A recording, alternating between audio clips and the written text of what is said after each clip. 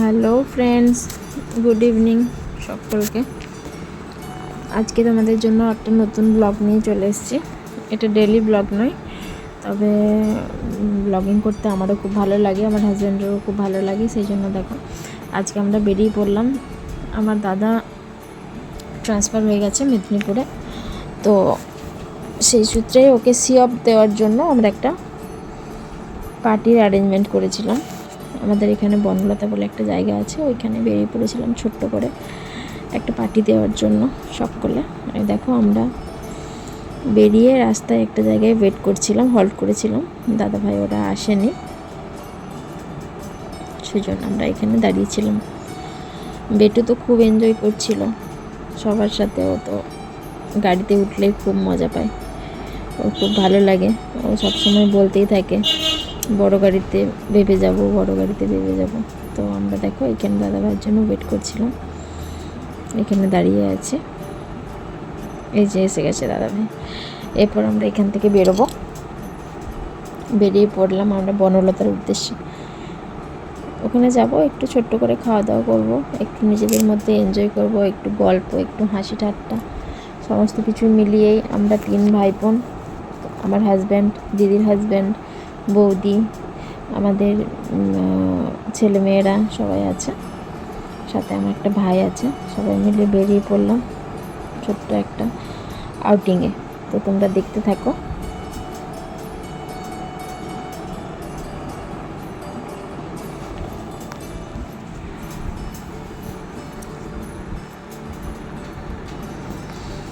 আমরা যেখানেই যাই দাদার সাথে, ও আমাদের আগে থাকে আর আমরা ওর পিছনে থাকি। এই রাস্তাটা যেহেতু আমাদের চেনা, সেহেতু আমি বাবিকে বললাম যে একটু আগেই যাও, তাহলে আমরা একটু আগাই। দাদা ভাই ওরা আসুক আস্তে আস্তে। আমাদের গাড়িতে আমি, আমার ছেলে, আমার হাজব্যান্ড, আমার একটা ভাই আর দাদার ছেলে, আমরাই ছিলাম। আর বাকি দাদার গাড়িতে দাদা, দিদি, জামাইবু, বৌদি, ওদের ছেলেমেয়েরা ওদের গাড়িতেই আসছিল। এই হচ্ছে আমাদের রাত্রিরে জয়পুর বনলতার রাস্তার খানিকটা দৃশ্য। এই যে আমরা নেমে গেছি, পৌঁছে গেছি আমাদের গন্তব্যস্থল বনলতাতে। সবাই মিলে ভীষণ মজা হলো। বাপরে, ব্লগিং করছি বলে কথাই। দেখো এটা হচ্ছে আমার দাদাভাই, এই হচ্ছে দিদি, আর ওই দূরে আছি আমি। এটা জামাইবু দাঁড়িয়ে আছে ব্ল্যাক কালারের শার্ট পরে। ওই দেখো এটা হলাম আমি, আমার ভাই। তো আমরা প্রথমে রেস্টুরেন্টে গেলাম, ওখানে জিজ্ঞেস করলাম যে কটা অবধি খোলা থাকবে। তো ওরা বললো 11টা, 11:30 অবধি খোলা থাকবে, আপনারা একটু ঘুরে আসুন। আমরা বেরোলাম, একটু ভেতরে একটু ঘোরাফেরা করলাম।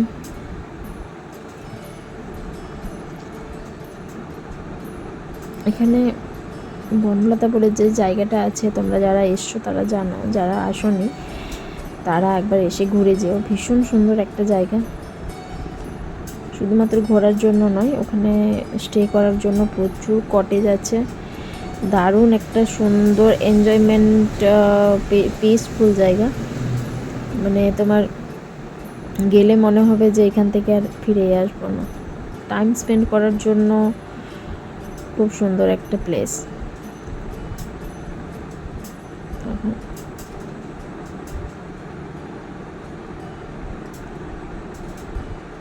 এটা হচ্ছে একটা ঘোড়া রাস্তা বলে, এখানে ঘোড়া আছে। ওই দেখো দাঁড়িয়ে আছে একটা ঘোড়া, আর এই সাইডে অনেকগুলো গরু রয়েছে। একটাই ঘোড়া দেখতে পেলাম, তবে এখানে অনেকগুলোই ঘোড়া আছে। বিকেল দিকে আসলে দেখা যায় ঘোড়ার পিঠে চড়াও যায়। যারা ঘোড়ার পিঠে চড়তে চাও তারা চলে এসো আমাদের বনলতাতে।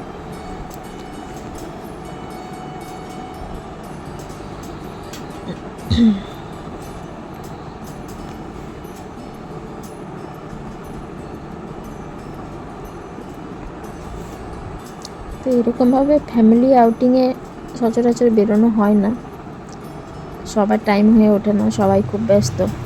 আমাদেরও বিজনেস, দাদা ভাইয়েরও চাকরি, দিদি ভাইয়েরও চাকরি, ও জব করে, জামাইবাবুও জব করে। তো সুতরাং সবার বাচ্চাদের পড়াশোনা সমস্ত কিছু ম্যানেজ করেই বেরোতে প্রচুর টাইম লেগে গেল। আমরা ভেবেছিলাম আরেকটু আগে বেরোবো, কিন্তু হয়ে উঠলো না। এই দেখো, এটা উট পাখি। ওখানে উট পাখি, এমু পাখি সমস্ত কিছুই আছে, কিন্তু যেহেতু সন্ধে হয়ে গেছে সেহেতু তোমাদেরকে আর পুরোটা দেখাতে পারলাম না। দেখো, এগুলো হচ্ছে কোয়েল পাখিগুলো, বোধহয় দেখতে পেলে না তোমরা। এটা হচ্ছে কোয়েল পাখি। আর অন্ধকারে কিছু বোঝা যাচ্ছে না, তবে চারদিকে গাছ, যেদিকে তাকাবে সেদিকে সবুজ আর সবুজ। বাচ্চাদের প্রচুর খেলার জায়গা। যে আমার দিদির মেয়ে, দাদার মেয়ে আর আমার পুত্র। আমার ছেলে তো ভীষণ মজা করেছে। ও সবাইকে নিয়ে থাকতেই খুব পছন্দ করে, সবার সাথে খেলতে খুব পছন্দ করে। সবাই থাকলে ওরা কাউকে লাগে না, আর ওরা একাই পুরো মাতিয়ে রাখে। ওই দেখো, ওটা হলো দুই দাদা ভাই। এই যে অ্যাজ ইউজুয়াল আমার রোজকার ডিউটি খাবার খাওয়ানো। ওইখানে গিয়েও তার অন্যথা নয়, আমি বাবাইকে এখনও বাইরের খাবার দিই না। ওই টুকিটাকি বাড়িতে ম্যাগি ট্যাগি হয়তো বানিয়ে দিই, কিন্তু বাইরের খাবারটা আমি অ্যাভয়েডই করি। এরপরে ছেলে যদি খুব জেদ করে আমি খাবো, তখন হয়তো একটু দিলাম, কিন্তু বাইরের খাবার এই সবাই যেমন রেস্টুরেন্টে বসিয়ে খাওয়াতে পারে, ও যেহেতু একটু ছোটো, সেহেতু আমি বাইরের খাবারটা খাওয়ানো ওকে অ্যাভয়েডই করি। আমি বাড়ি থেকে ওর জন্য অ্যাজ ইউজুয়াল যেটা খাই, ডাল ভাত আলু ভাজা করে নিয়ে গেছিলাম, ওটাই ওকে খাওয়ালাম।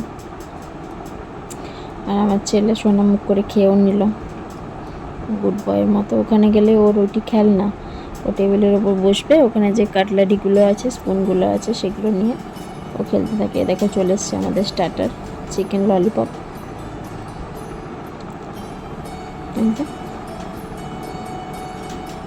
ডাল ভাত আর আলু ভাজা। দেখো, ও কিছু একটা বলছে ওটা খাবে, যেহেতু প্রচণ্ড ঝাল আর বাইরের খাবার ভালো তেল দিয়ে বানানো হয় না বলে আমি ওকে দিই না। দাদাভাই হ্যালো করলো, বাবিও হ্যালো করে দিল। যে এখানে আছে, ওরা একটা টেবিলে বসেছে, বৌদি, জামাইবু, ভাইপো, আমার বোনপো, দিদিভাই, ভাইজি, বোনজি, ওরা একটা টেবিলে বসেছে। আর দাদা ভাই, আমি, বিশ্বনাথ, আমার একটা ভাই আছে সেলাম, আর আমার ছেলে অন্য একটা টেবিলে বসছিলাম।